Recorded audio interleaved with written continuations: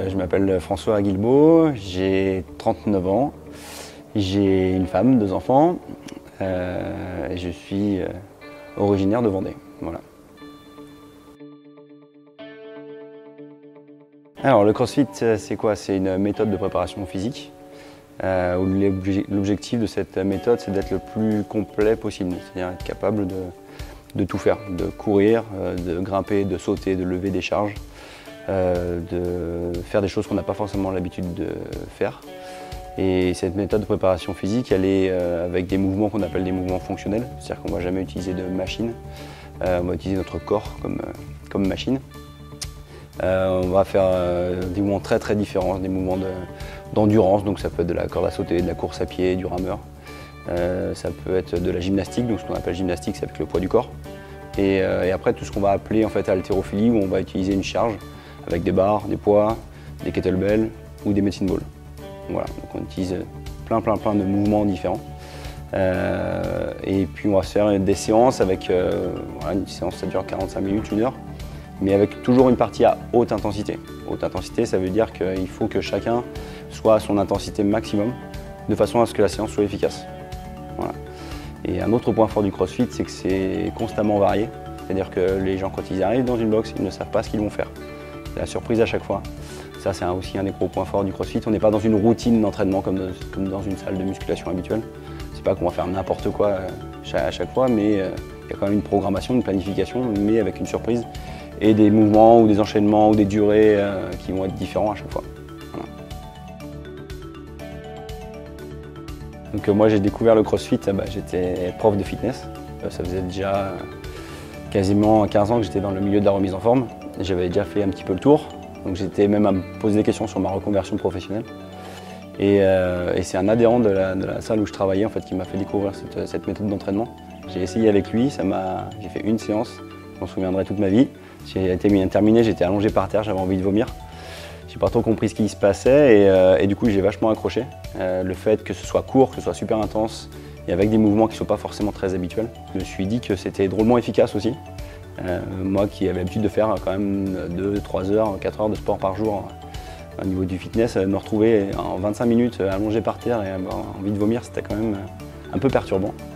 Et du coup, ça a engendré qu'on a été 2, 3, 4 à s'entraîner comme ça entre midi et 2 et on a formé un groupe et ce groupe est de plus en plus important et c'est comme ça en fait que j'ai découvert le CrossFit et que la petite communauté CrossFit a commencé à s'établir en fait. Voilà, le fait de découvrir cette nouvelle activité, d'en devenir passionné, d'être de plus en plus nombreux aussi à la pratiquer, c'est comme ça qu'en fait est venu le projet d'être coach CrossFit.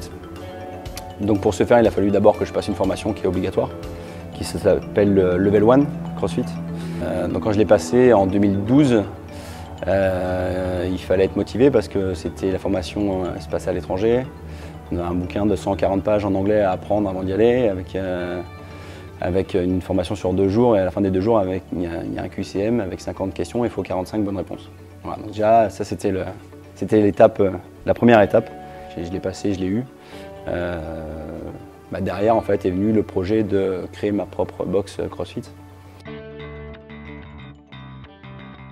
Positive forcément parce que moi j'étais super enthousiaste pour ce projet-là. Ceux qui me suivaient, qui s'entraînaient avec moi avec cette méthode-là, étaient super enthousiastes aussi. Et ça a joué un rôle très important.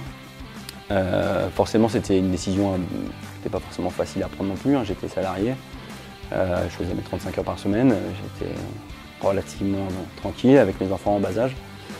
Et le fait de se dire je vais créer mon entreprise et je vais bosser 6 jours sur 7, du matin à 9h jusqu'au soir 9h, sans avoir aucune garantie que ça fonctionne. Il y avait aussi pas mal de questions à se poser, donc on s'est posé aussi avec ma compagne. Il y a des gens qui étaient forcément plus réticents parce que personne ne connaissait le CrossFit à l'époque. Ma banquière ne connaissait pas le CrossFit. Donc quand je lui ai expliqué que les gens allaient venir dans un centre où il y avait très peu d'équipement, un peu spartiate, qu'ils allaient souffrir et qu'ils allaient payer plus cher que dans une salle normale, c'était pas gagné. Alors ce qui me plaît dans ce métier, c'est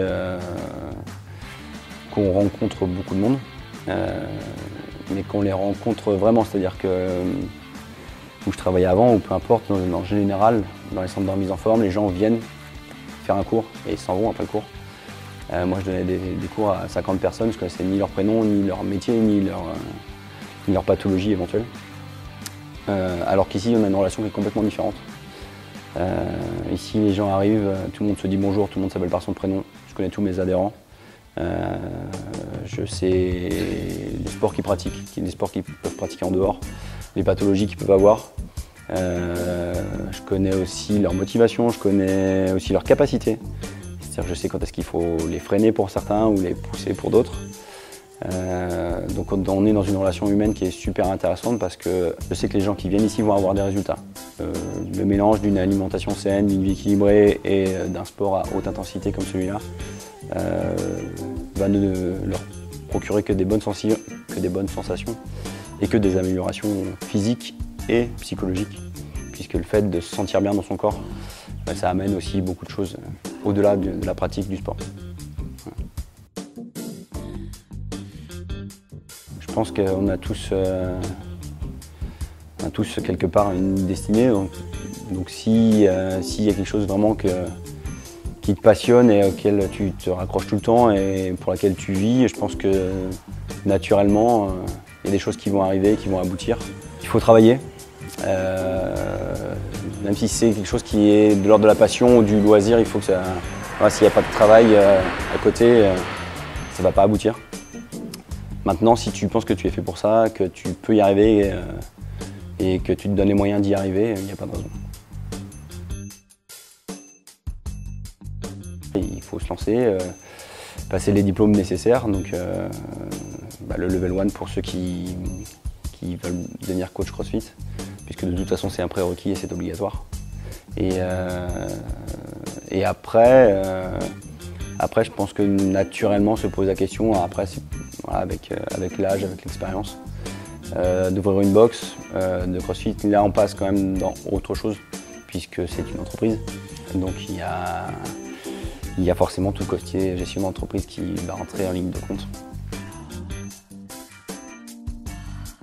Gérer une box CrossFit, c'est être patron, quoi. Donc ça veut dire que moi ici, je suis responsable commercial, administratif, financier, chef travaux. Enfin voilà, il faut se rendre compte de tout ça.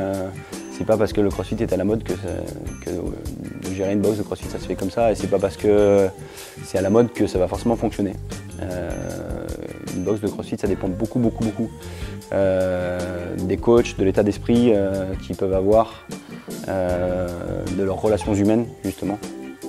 Et c'est pas juste parce qu'il y en a plein qui ouvrent que ça va forcément marcher et qu'en plus on va gagner beaucoup d'argent avec ça. Non, ça change pas la vie financière pour autant.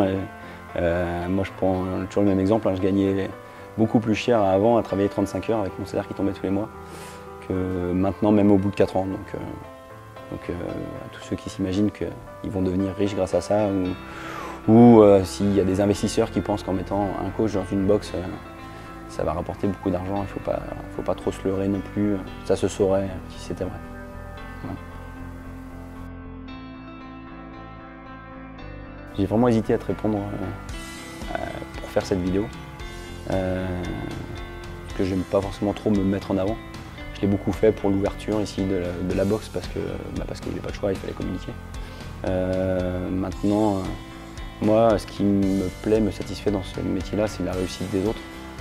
Je suis super content quand quelqu'un arrive à faire un mouvement qu'il n'arrivait pas à faire des muscle-up, à soulever des barres qu'il n'était pas capable de soulever avant, à marcher sur les mains, ou peu importe. Je suis super fier en fait quand les gens arrivent à faire ça parce que c'est grâce au travail qu'ils ont fourni et un petit peu à mes conseils aussi. Donc voilà, moi c'est pas forcément mon truc d'être devant et de me montrer. Donc si j'ai accepté, c'est plus parce que je me dis que ce sera peut-être rigolo de voir ça dans 10 ans. Voilà. Ou pour mes enfants. Hein. Merci. De rien. Merci François. De rien.